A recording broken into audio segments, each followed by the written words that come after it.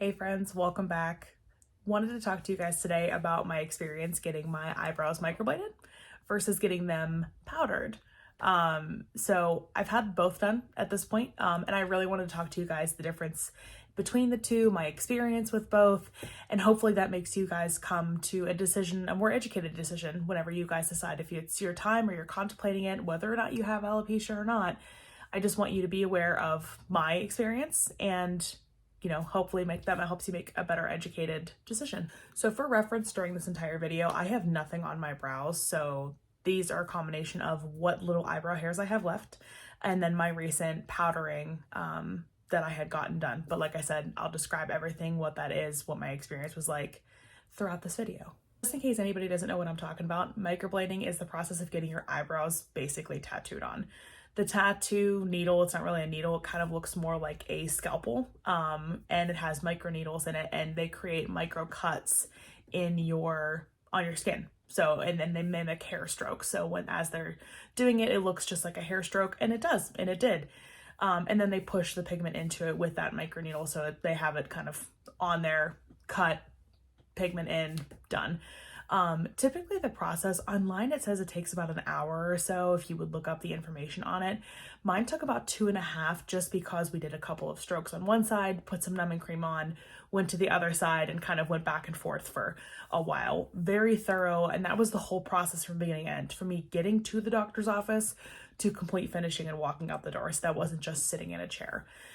When I had it done a few years ago, it was a little painful. I will say I have tattoos on various parts of my body, so it didn't hurt nearly as bad as like my rib tattoo, for example, but it wasn't enough to deter me from potentially getting it done again.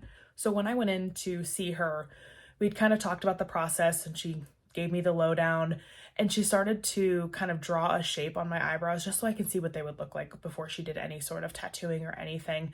And we noticed that there was a couple of things wrong with them whenever I had previously gotten them done. We noticed that the shape was off, and I'll kind of show you here close up in a minute. It's kind of hard to see this far away, but the shape was off. And then immediately she noticed that I had a ton of scar tissue underneath my brows because of the microblading. So we're not sure if it was because that the original person had pushed too hard or what, but I have a lot of scar tissue now that probably won't ever go away because of that original process. So I'm going to get up all on your grill, but you can see here where my brow actually is. And then you see there's a little bit down here, and that's gonna be kind of hard to see, about where the brows were previously. So number one, they weren't straight. One came lower than the other, and I had never noticed in 5 years. Never noticed that was the issue. But not only, like I said, are they not straight and they, one is on top of the other, I now have to cover this with some concealer and stuff every day when I go out and about because, it's not that noticeable, but it's enough that I notice it and it bothers me. So now knowing that they are incorrect, that's kind of where I am and what I have to deal with it now. I'm going to show you guys some clips and some videos. They're going to be sped up, just so, I'm not going to spare you the whole 10 minutes or whatever it is, the video that I have, but just so you can kind of see the whole process and, how it works and what it looks like to get them done. So as you guys can see, we started with an outline shape of my brows. She did those first, so that way she can kind of fill in as she goes. But she's making really short, feathery strokes. I know it's kind of hard to see sped up 8 times, but that's exactly what she's doing with the ink. So she's also got that little ink pot on her finger to make it easier for her. That's just a personal preference for her. But she is doing these short little strokes, going back in with some ink and just doing a little bit at a time. So that way she can really see what she's doing and doesn't make those big, long strokes. And, it's not really, it's just easier and it looks a little more natural. Then she threw on some of the numbing cream that I was talking about earlier and moved to the other side. So this process of just the back and forth was a lot of what my first session was, and honestly a lot of what all of my sessions were, but this first session was vital to get the shape and get the basic look for my brows for what we wanted them to look like.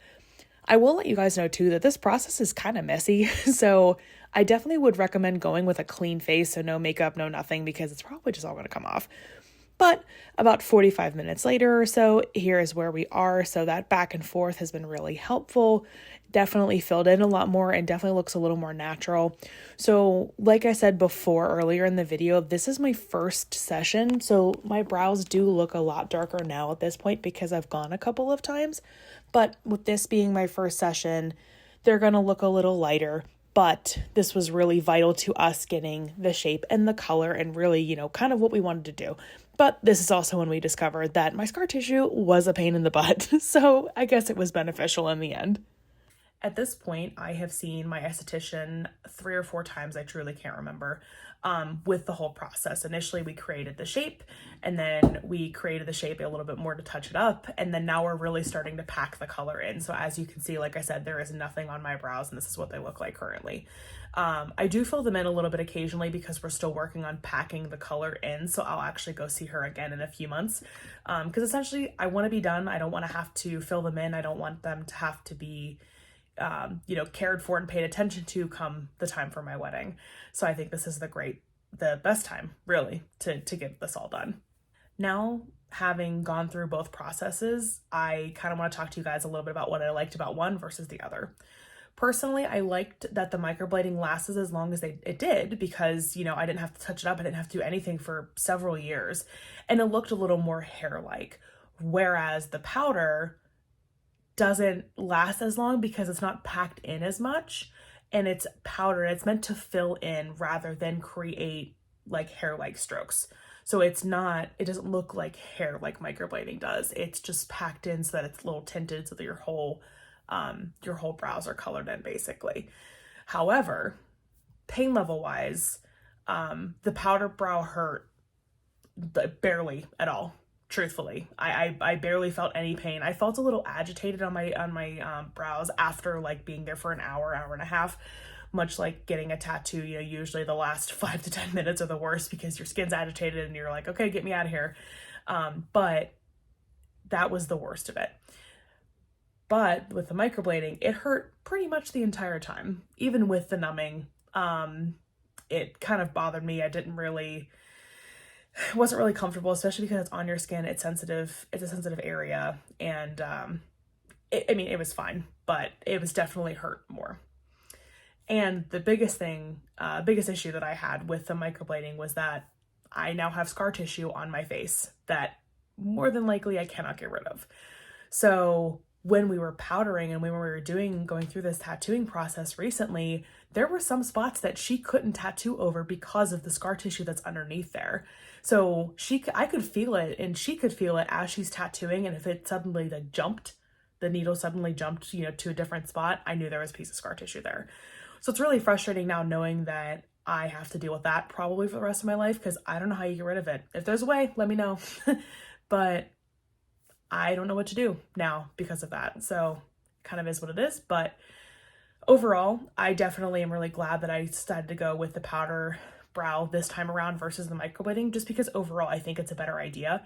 I will probably get my brows touched up like once a year just because I want them to stay consistently colored. I want them to look, a little darker than they are now. But like I said, we're not done yet. So just stay tuned for final result. But once they're actually done, they're zero maintenance. So I don't have to worry about the scar tissue and I don't have to worry about all of that stuff. So, I'll probably get them touched up once a year, like I said, just to kind of maintain them. But overall, I'm definitely really glad I went this route this time. I will also be sharing some photos and some reels and stuff like that on my Instagram so you can kind of see up close, just in case it doesn't turn out in the video what you can really see with my brows. But so you can see side-by-side comparison. I'll have some photos immediately after what they looked like. But overall, really happy I went this way this time around. Thanks for taking some time to watch me today, you guys. I really hope that somebody found this information helpful for when the time comes, whether you have alopecia or not and contemplating getting microblading or powder brows or something similar.